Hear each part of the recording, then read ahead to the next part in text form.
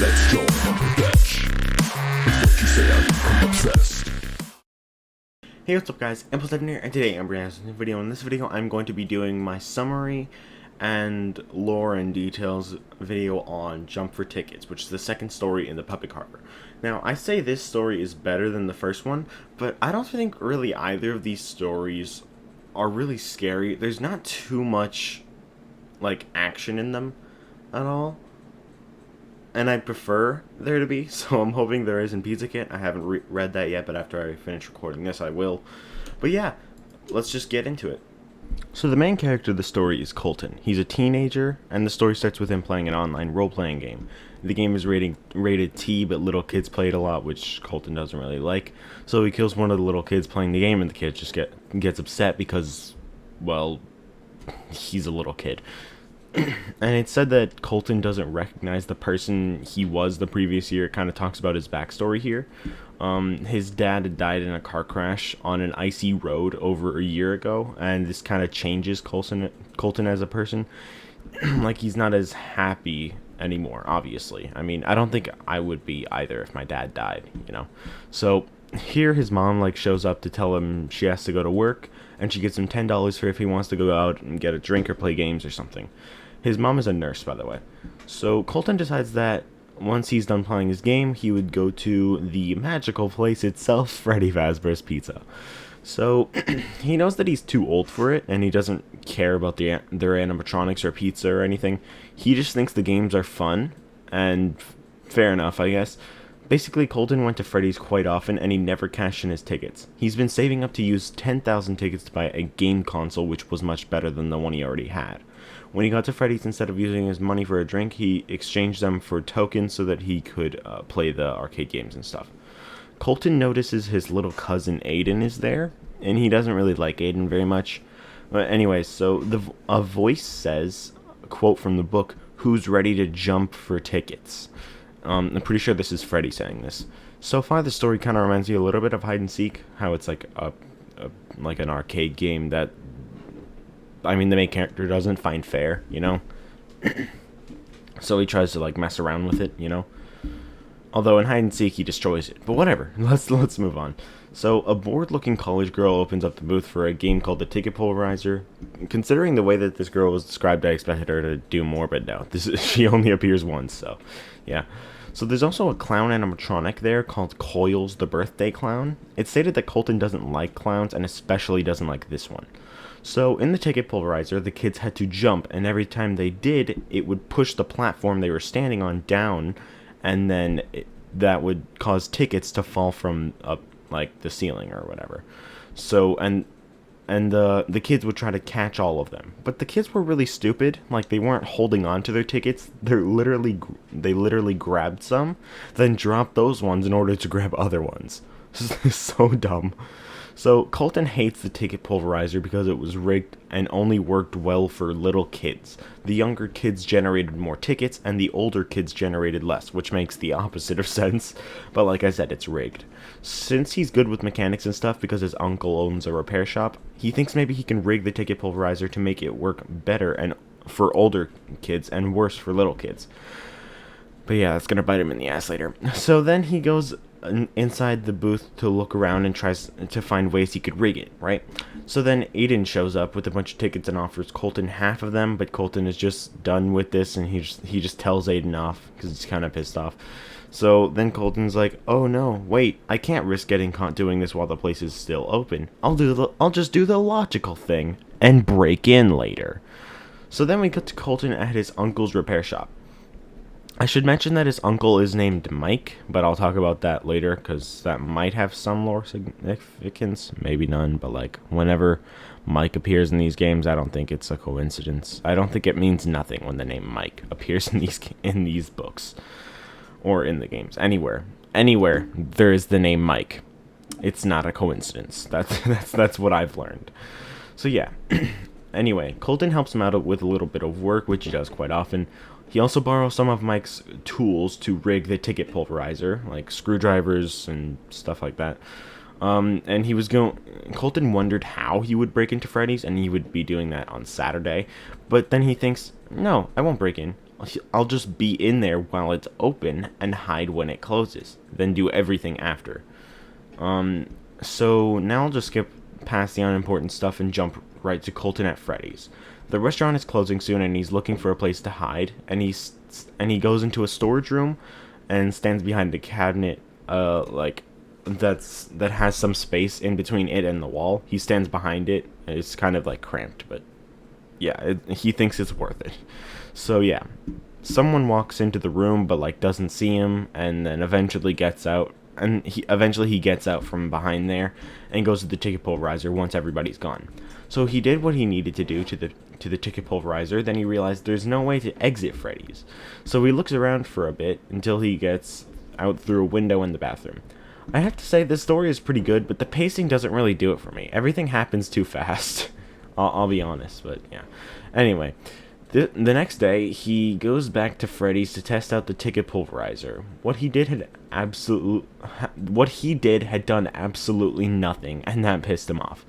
He was just so done with this. He literally left without playing anything. He just went home. And now here we get an amazing writing mistake. I have no idea how they messed up this bad, but the book here just refers to Colton as Corey, and I have no idea how they didn't catch this. Anyway, I just find this funny. So, Colton is now utterly pissed off, and he's not laughing at his mom's jokes, even though he usually finds them funny. He talks to his mom about it, and she suggests that he maybe gets a job. But, like, the book... Sorry, but he takes this as her trying to make him get a job, which pisses him off even more, which, I don't know why, he's kind of dumb. So Colton had planned to find another way to fix the ticket pulverizer. He goes so far and becomes obsessed with fixing it. I'd like you guys to just realize that we're a little over half done the story, and there hasn't really been any horror yet, so yeah. So let's just hope that the breaking wheel, it pays off. We'll see, I guess.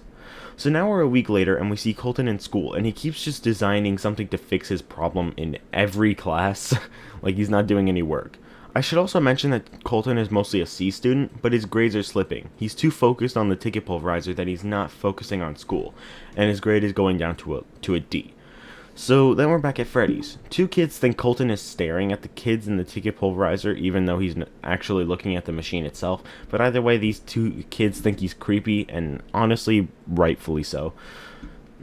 Okay, so by Friday, Colton has his whole plan done. This time, he would sneak in at 6 a.m., before the restaurant opened, and he would sneak in through the bathroom window he snuck out of before. He'd had a dream where he had gotten many tickets after succeeding in his mission. So yeah, when he was acting out his plan, there was no people on the streets, meaning no witnesses, and he was like, okay, good, so he should be able to do this. Right. Yeah. Okay, so he struggles to get in, but he finds a garbage can that he can climb onto to get through the window. Anyway, when he goes in, the clown is in the hallway next to him, and he's walking through Freddy's, and he keeps hearing jingling from the bells attached to the clown's animatronic getting closer and closer, and then he actually sees it moving around. When he gets to the ticket pulverizer, the clown is back where it usually is, standing in front of the booth. As he tries going in, the clown grabs him, but Colton just pushes it and it falls over because it's really light. So now, Colton opens up the machine and crawls inside it. Am I still reading the puppet carver? Because the exact same thing happened there. Okay, I'm just kidding, but like, he doesn't really crawl inside. He kind of goes under, like a mechanic goes under a car to fix it. At least that's what I think he does. It's kind of hard to tell.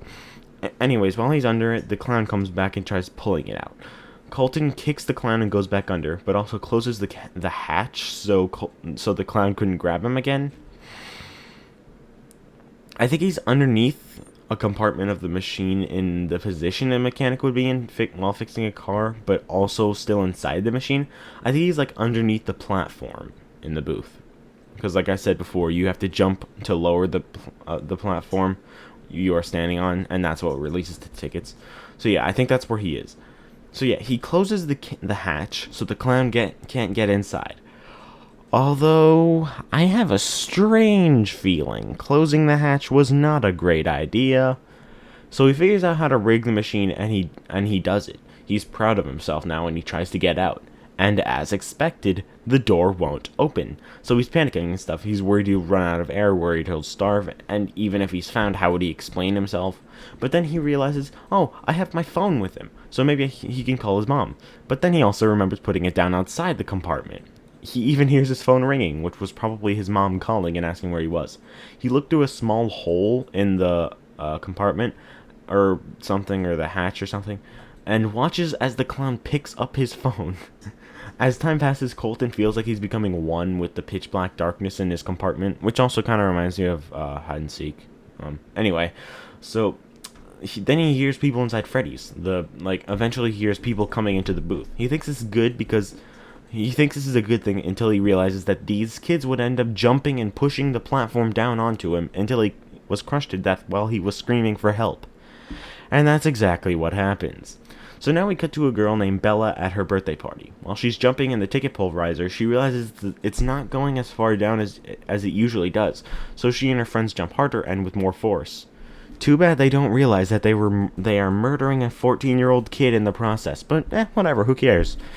It still doesn't work, so Bella's dad goes to get an employee, and they say that the game is broken. So Ted, the employee, goes in to see what happened. And the clown is pointing at the platform and acting as if he didn't want Ted to go in. And it started acting sad, which is really weird. Even a literal tear rolls down his face. Which, just how? So this part of the book is actually really nice, but also really sad. And this is the end of the story. So Aiden shows up and tells the clown not to be sad, and that his cousin, Colton, is always sad. Quote from the book, "That's why I'm saving up my tickets to buy him a present." This line is genuinely sad. So yeah, then Aiden hugs the clown, and the clown hugs back. Ted walks past this, and he literally thinks this is weird, meaning the clown doesn't normally do this. So then Ted hangs an out of order sign on the ticket pulverizer, and that's the end. So now let's go over the details I found in the story. I got 7 of them. Number 1. Interestingly, the games Colton usually plays are Dee Dee's Fishing Hole and BB's Ball Drop. Dee Dee's Fishing Hole, I'm pretty sure is that one minigame from FNAF World. BB's Ball Drop I don't think has ever been mentioned, but it's a nice reference to the man himself. Or should I say, the boy himself. How it's a ball drop, it kind of reminds me of Ball Boy, the opponent from FNAF World 2. So yeah. Number 2. As I said earlier, Colton has an uncle named Mike. Mike, huh? What's interesting about this is that Jake from The Real Jake also has an uncle named Mike. I heard someone say they could be related, but I'm not so sure about that, but who knows. Number 3. One other interesting thing about Uncle Mike is that he owns a car repair shop, so he's good with mechanics and stuff. This could explain how Mike knows how to tamper with the animatronics, as we see him do in FNAF 1 and 2 custom nights when it's stated in the pink slip. Number 4. When Colton is inside the booth looking for ways he can rig the game, we get another mention of justice. Quote from the book, "Justice would be served." This could be a callback to the new kid, where Devin just wants payback on Kelsey, and in that book, Devin's crush says that she thinks justice is payback, and Devin wants payback on Kelsey. And so he thinks that would be justice. But then it goes wrong. And I think this is to show that Colton is supposed to be our Mike for this story. Just like Mike might have in the games, Colton and Mike both learned mechanics from an older relative. In the games it was Mike's dad, and here it is Colton's uncle, who was also named Mike. Aiden, Colton's younger cousin, is our crying child fill-in for this story. He's just a nice kid who wants to play around. And he has the things Colton wants, but Colton despises him for it. And it's just like the situation from the new kid, and likely the relationship between the bite victim and Mike. Number 5. When Colton pushes and knocks over the clown, it is stated to look like a broken toy. Keep in mind this animatronic is a clown, just like Baby. And Baby is possessed by Elizabeth. In FNAF 4, inside Elizabeth's bedroom, she has a broken mangled toy on the floor. A broken toy. Just like how the clown is described as looking like here. Number 6. When Colton is trapped in the machine, he starts thinking, what if he ends up dying in there and his body just rots in there? Or what if he ends up a skeleton in this tiny compartment and forgotten for years? The first thing, and ending up dying and rotting in there, that reminds me of both William and Michael Afton. William when he becomes Springtrap, and Mike when he turns purple in the 6 location cutscenes. The second one reminds me of William, but from 2 different situations. The first is when he's trapped in the safe room, rotting and becoming a skeleton for years, forgotten and trapped in the safe room. And the second one was from the Twisted Ones, when Jessica and Charlie go to Freddy's to look for Afton's body, and they find him in a tight compartment similar to this one, just by Pirates Cove. Number 7. Coils the Clown has jingly bells and stuff on him. This is really similar to what the security puppet has on the back of its head. Okay, so those are all the details I found in this story, and I have quite a bit to talk about for the lore here. So yeah, I'll just get straight into it. While reading this, I had an interesting thought. What if Mike rigged Fredbear? Before you say, no, then he's just a murderer, he tried to kill his own brother. No, that's not what I think. What I mean is, what if he could have rigged it in some other way? Like maybe he put it into suit mode and planned to trap Crying Child inside it or something, but it didn't get that far because of the tears moistening the spring locks, which was kind of the original theory back when Game Theory made that video. Or maybe he just worked around with it to make it able to open its mouth wide enough to fit the bite victim inside, but then it just didn't work well enough, and the pressure of the bite victim inside caused it to snap into place. Next up, we have a small piece of evidence for Mike being Foxy Bro, which is what the majority of people believe. As I said earlier, I think Colton is a clear parallel to Mike. At the end of the story, the ticket pulverizer breaks down and a sign saying out of order is hung on it. This, I think, is a reference to Foxy in Pirates Cove. So this is the book once again associating Mike with Foxy. This is probably the dumbest evidence for Mike Bro I've ever come up with, but yeah, it's still there. And my final theory doesn't have anything to do with lore for the games, but rather just what I think happens in this story. I think Colton possessed the clown, and I think this is a reference to the puppet. Let's take a look at the evidence, shall we? Okay, so when Colton is going inside the ticket pulverizer, the clown tries grabbing him. When he goes inside, he tries pulling him out. This may seem like an act of aggression at first, but when you stop and think about it, it really isn't. After all, Colton ultimately dies in this thing. The clown may have been just trying to stop him from dying. In the games, this is what the security puppet is designed to do, protect Charlotte. In both these scenarios, the clown animatronic with jingly things on it, which is trying to stop their respective character from dying, both fail, and both human characters that they're trying to protect do die. Next up, we have how sad he is about Colton's death. It would make total sense if this is Colton being sad that he's dead now and trapped in this clown, which he absolutely hates. And as Aiden says, Colton is always sad, and now the clown is sad after Colton dies. Or maybe he's just still sad, and these two are now one and the same. And finally, we have the hug at the end. Like I said, this isn't a normal thing to happen. The clown doesn't normally hug people, as Ted thinks. This immediately made me think that something was different. The clown was different, and he's hugging immediately. He's hugging immediately after Aiden told him he was saving tickets to buy Colton something. This could be a reference to the line in the post-Night 6 minigame of FNAF 4 when Mike is like, I was wrong, I'm sorry, buddy. I'm sorry I murdered you. Well, it's a little bit of a different situation here. And now he's forgiving Aiden, and he's, regretting being such a dick to him. Honestly, even if this theory gets debunked, I'm gonna keep it as my headcanon because I think it's cool.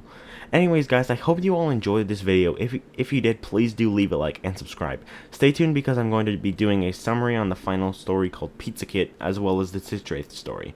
So I'll see you guys then. Impulse7 out, and peace.